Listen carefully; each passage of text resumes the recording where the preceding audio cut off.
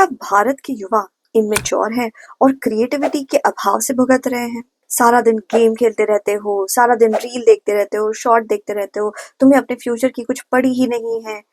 इस तरीके के ताने तो आपको घर में बहुत सारे लोग मारते होंगे। लेकिन क्या सच में ये सच है? क्या आज की जनरेशन का बेड़ा गर्क हुआ रखा है? क्या आज की जनरेशन खराब हुई जा रही है और उनके फ्यूचर का कुछ नहीं होने वाला, वो क्रिएटिव नहीं है, पहले की सारी जनरेशन से ज्यादा बुद्धू है? इस चीज को अच्छे से समझने के लिए इस वीडियो को आखिर तक देखना होगा। नमस्कार, मैं मनोवैज्ञानिक डॉक्टर मयूरिका दास विश्वास और स्वागत है आपका योर सर्वाइवल मॉडल में। अगर युवा इमेच्योर है तो सबसे पहले हमें ये समझना होगा कि मेच्योरिटी क्या चीज है। मेच्योरिटी का मतलब ये है कि आप अपने उम्र के हिसाब से काम कर रहे हैं। जो आपके उम्र में दूसरे लोग कर रहे हैं, आप वो कर रहे हैं, वो कर पा रहे हैं जो आपके उम्र में एक इंसान को कर लेना चाहिए। युवा का मतलब 18 साल से लेके हम 30 साल पकड़ सकते हैं, 35 साल पकड़ सकते हैं। इस दौरान एक इंसान से क्या अपेक्षा होती है? ये अपेक्षा होती है कि वो पढ़ाई करे ताकि वो बाद में कुछ आमदनी कर सके, वो नौकरी करे, अपना व्यवसाय शुरू करे ताकि वो आमदनी कर सके। तो आमदनी एक बहुत बड़ी एक्सपेक्टेशन है जो युवाओं से होती है। दूसरी चीज ये है कि लोग चाहते हैं, समाज चाहता है कि युवा रिलेशनशिप में बंध जाए और स्टेबल रिलेशनशिप में बंधे ताकि वो समाज का एक अच्छा यूनिट बन सके। परिवार वाले चाहते हैं कि आपका स्टेबल रिलेशनशिप हो ताकि बुढ़ापे में आपको भी देखने वाला कोई होना चाहिए ना, आपका भी गलत वक्त पे, डिफिकल्ट टाइम्स में साथ देने वाला कोई होना चाहिए। तो आपसे एक्सपेक्टेशन है कि आप स्टेबल रिलेशनशिप्स में बने रह सकेंगे। अगर आप युवा हैं तो आपसे ये भी एक्सपेक्टेशन होती है कि आप समाज के भी काम आए, लोक कल्याण में काम आए। लेकिन पहले एक्सपेक्टेशन होती है कि आप फैमिली के काम आए, आपके जाति के लोगों के काम आए। सो ये कुछ मोटे मोटे बेसिक एक्सपेक्टेशन है जो युवाओं से आज है, पहले भी थे, आपके दादाजी से भी थे और उनके दादाजी से भी थे। दादियों का केस थोड़ा अलग है। दादियों से पहले सिर्फ ये एक्सपेक्ट किया जाता था कि चुप रहो और घर का काम करो। महिलाओं के लिए सीन बहुत हद तक चेंज हो गया है। लेकिन अब समझते हैं कि 1960s में, 1980s में, 1990s और 2000s में लोग क्या कर रहे थे। ओके, क्या वो तब समय बर्बाद नहीं कर रहे थे? तो अगर हम 60s की बात करें तो तब हमारे पास एक ऐसा वर्कफोर्स था जो पर्याप्त एजुकेशन के साथ नहीं था कि उसे परफेक्ट नौकरियां मिल सके। आप देखेंगे कि 1960s में किशोर कुमार के ऐसे ऐसे गाने हैं जहाँ पे वो कहते हैं बस हमको एक नौकरी चाहिए, किसी तरीके से एक नौकरी मिल जाए तो फिर हमारी भी दाल गलने लगेगी। तो 1960s में लोगों की बहुत इच्छा थी कि वो देश के विकास में कंट्रीब्यूट तो करे, लेकिन उनके पास सबसे पहले कोई नौकरी मिल जाए। लेकिन अधिकांश लोगों के पास ज्यादा से ज्यादा बीए की डिग्री होती थी और कोई खास अलग डिग्री होती नहीं थी, और इसलिए नौकरी मिलना उनके लिए मुश्किल हो जाता था। 80s आते आते तब भी लोगों को नौकरी की तलाश तो थी ही, लेकिन लोग बहुत ज्यादा फैशन में भी इंटरेस्टेड हो गए थे। फिल्मों में, सिनेमा में, क्रिकेट में बहुत जोरदार इंटरेस्ट था लोगों का। कॉमनवेल्थ गेम्स जब इंडिया में हुए तब लोगों का गेम्स में इंटरेस्ट आना, एथलेटिक्स में इंटरेस्ट होना बढ़ गया। तब धीरे धीरे जब मंडल कमीशन आया तो युवाओं में आक्रोश भी बढ़ गया। वो सरकार के प्रति बहुत ज्यादा गुस्सा भी पाले हुए थे, तो वो आक्रोश के साथ पॉलिटिक्स में भी एंटर करने लगे। बहुत सारे युवा पॉलिटिकल इंटरेस्ट लेने लगे। देश में काफी कुछ हो रहा था, लेकिन तभी भी लोग फैशन में और ऐसी ऐसी चीजों में इंटरेस्ट रखते थे जिससे उनको डायरेक्टली नौकरी नहीं मिलने वाली। 90s आते आते लोग धीरे धीरे बीपीओ सेक्टर्स में और दूसरे सेक्टर्स में भी नौकरी करने लगे, लेकिन तभी भी युवा अपना बहुत सारा समय बॉलीवुड में, क्रिकेट में जोरदार तरीके से डालते थे, गाने सुनने में, दोस्तों के साथ घूमने में। 2000s आने के बाद धीरे धीरे जैसे इंटरनेट का पूरा रेवोल्यूशन शुरू हो गया, उससे चीजें काफी हद तक बदल गई।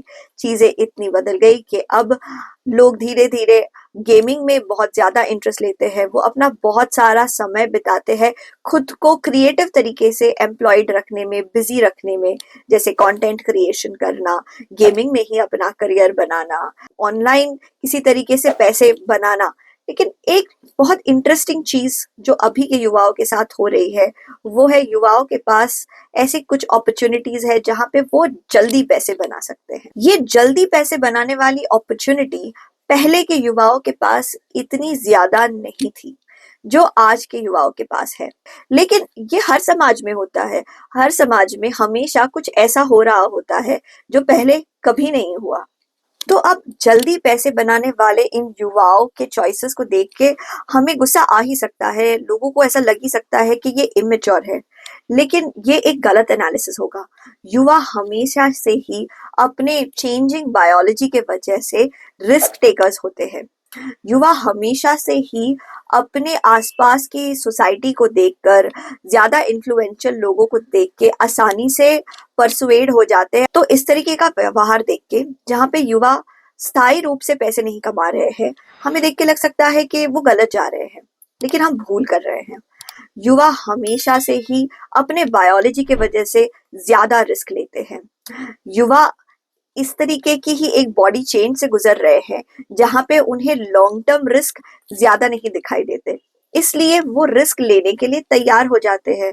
उन्हें ये नहीं दिखाई देता, उनके पास इतना एक्सपीरियंस नहीं है कि उन्हें समझ में आए कि भविष्य में क्या क्या गड़बड़ हो सकती है। उन्हें लगता है कि सारी अपॉर्चुनिटीज खुली हुई है। युवा हमेशा से ही अपने समाज के ज्यादा इन्फ्लुएंशियल लोगों को देखकर बह जाते हैं।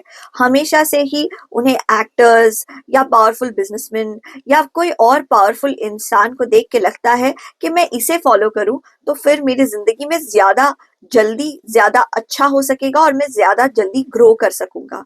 युवा एक ऐसे समय से ही गुजरते हैं जहां पे उन्हें लगता है कि उनकी फैमिली को, उनके माँ बाप को कुछ नहीं आता, उन्हें बाहर जाके एक्सपेरिमेंट करना चाहिए। और सही बात है, एक्चुअली उन्हें बाहर जाके एक्सपेरिमेंट करना ही चाहिए। अगर कोई इंसान बस वही करेगा जो उसके पेरेंट्स ने उसे सिखाया है, तो जब पेरेंट्स नहीं होंगे तो वो अपनी प्रॉब्लम्स खुद सॉल्व कर ही नहीं पाएगा। इसलिए जवान होने पे इंसान को अपनी जिंदगी में छोटे छोटे रिस्क तो लेने ही चाहिए। लेकिन एक चीज के ऊपर मैं आपका ध्यान जरूर लेना चाहूंगी, जिसके बारे में बहुत लोग नहीं कहते, वो है समाज का मैट्रिक्स। इस मैट्रिक्स जैसी दुनिया में जहाँ पे हम जी रहे हैं, जहाँ पे एक्चुअल रियलिटी कुछ है और एक और ही भ्रमित करने वाला एक वर्चुअल रियलिटी हमारे लिए तैयार कर दिया गया है, जहाँ पे हमारे पास वर्चुअल फॉलोअर्स होते हैं तो हमें लगता है कि हम कितने ज्यादा शक्तिशाली हो गए हैं, कितने पावरफुल हो गए हैं। वर्चुअल पैसे होते हैं तो हमें लगता है हमें जिंदगी में कोई भी नहीं रोक सकता।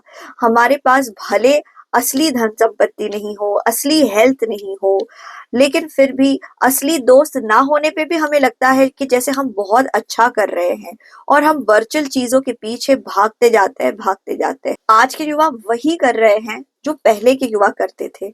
बस फर्क ये है कि आज के युवा एक मैट्रिक्स में भी जी रहे हैं। पहले के युवा भी एक मैट्रिक्स में जी रहे थे, लेकिन बस फर्क ये है कि आज के युवा जिस मैट्रिक्स में जी रहे हैं, वो मैट्रिक्स बहुत ज्यादा कॉम्प्लिकेटेड हो गया है। इसमें समझ पाना कि आप किस तरीके से भ्रमित हुए जा रहे हैं, मायाजाल में फंसे हुए हैं, इसे पहचानना बहुत मुश्किल हो जाता है। किस तरीके से कब कोई आपको धर्म के नाम पे भ्रमित कर देता है, कभी कोई आपको पॉलिटिकल बिलीफ्स के नाम पे भ्रमित कर देता है, कभी आपको ये कहता है कि अगर आपने बहुत ज्यादा पैसे बहुत जल्दी नहीं कमाए तो आप यूजलेस हो, आप कुछ नहीं कर रहे हो। अगर आप बहुत ज्यादा गजब के खूबसूरत नहीं हो तो आपको जिंदगी में कोई भी प्यार नहीं करेगा। और आपको कहा जाता है कि अगर आपका पार्टनर गजब का खूबसूरत नहीं है तो वो आपका पार्टनर होना ही नहीं चाहिए, जाओ पार्टनर ही बदल दो। तो इस तरीके के मैट्रिक्स में जीने की वजह से कहीं पे युवा अपना पूरा पोटेंशियल जी नहीं पाते, अपनी असल मैच्योरिटी को दिखा नहीं पाते। आखिर में सबसे जरूरी सवाल, तो युवा अपनी मैच्योरिटी और अपनी क्रिएटिविटी कैसे बढ़ाए? इसका जवाब मैं आपको 4 स्टेप्स में दूंगी। स्टेप नंबर 1 कि जाइए, जाके जिंदगी में अलग अलग अनुभव लीजिए।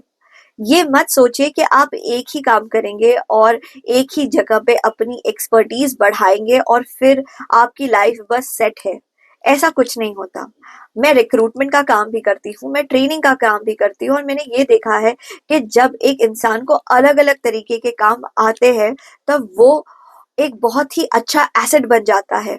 उसे एम्प्लॉय करने का, उसे नौकरी देने का बहुत ज्यादा मन करता है। लगता है कि ये अगर हमारी टीम में आ जाए तो कितने सारे प्रॉब्लम सॉल्व कर सकता है ये। इसलिए जाके अलग अलग अनुभव लीजिए। अगर आप टॉप नॉच कॉलेज में नहीं दाखिला पा पाए, फिर भी जिस कॉलेज में दाखिला पाए हैं उसके साथ कई सारे छोटे बड़े कोर्सेज करने लगे। दूसरा स्टेप है, सिर्फ कोर्सेज ज्वाइन करने से कुछ नहीं होगा, सीखना भी जरूरी है। तो सीखिए। जो अगर कोई आपको धोखा दे तो उससे सीखिए। जो अगर कोई आपको अपॉर्चुनिटी दे, आपको कुछ करने के लिए कहे, आपको नहीं करना है, फिर भी जरा ट्राई करके देखिए, उससे सीख के देखिए। जो अगर आपको वेट करना पड़ रहा है और आपका नंबर नहीं आ रहा है, तो वेटिंग पीरियड में जब आप सक्सेसफुल नहीं हो पा रहे हैं, तब किताबें पढ़ पढ़ के सीखिए सीखिए सीखिए। तीसरा स्टेप है, अपने आसपास प्रॉब्लम सॉल्व कीजिए। छोटे बड़े प्रॉब्लम्स आपके आसपास बहुत सारे हैं। आप जितनी ज्यादा प्रॉब्लम सॉल्व करेंगे, आप उतने ही जिंदगी में आने वाले समय में सक्सेसफुल होंगे, और ये सक्सेस स्टेबल होगा। बिल्डिंग में पानी नहीं आ रहा है, सॉल्व कर लेना एक प्रॉब्लम है। आपकी फैमिली को छुट्टी मनाने जाना है लेकिन बजट कम है, सॉल्व करने लायक प्रॉब्लम है। आपके छोटे भाई बहन कम मार्क्स ला रहे हैं, सॉल्व करने वाली प्रॉब्लम है। आपके आसपास कोई इंसान है जो बूढ़ा हो गया है और अब उसके पास उतने पैसे नहीं है कि वो अपने हेल्थ का ख्याल रख सके, कम पैसों में वो अपने हेल्थ का ख्याल रखना चाह रहा है, सॉल्व करने लायक प्रॉब्लम है। बहुत सारे प्रॉब्लम्स हैं जो आप सॉल्व कर सकते हैं। जितने ज्यादा सॉल्व करने लगेंगे आप प्रॉब्लम्स, उतने ही ज्यादा आप दूसरों को सक्सेसफुल, अट्रैक्टिव, बुद्धिमान सब लगेंगे। आखिरी स्टेप है फीडबैक लेना। मैं इस चीज को बार बार कहती हूँ कि फीडबैक लेना, स्पेशली किसी एक्सपर्ट से, बहुत ज्यादा जरूरी है। हम चाहे कितनी भी किताबें पढ़ लें, लेकिन अगर हमें हमारे काम के लिए कोई क्रिटिसाइज नहीं करेगा तो हमें सीखने को नहीं मिलेगा। तारीफ से हमें उतनी चीजें सीखने को नहीं मिलती जितनी हमें बुराई से सीखने मिलती हैं। तो इसलिए बहुत ज्यादा जरूरी है कि आप सीखिए, फीडबैक लीजिए और इस चीज को रिपीट कीजिए। आशा करते हैं ये वीडियो आपको पसंद आया है। अपने आप को इमेच्योर मत मानना, बस अपनी क्रिएटिविटी बढ़ाते जाओ, अलग अलग स्टेप्स लेके, सीखते सीखते। आपके मूल्यवान समय के लिए धन्यवाद।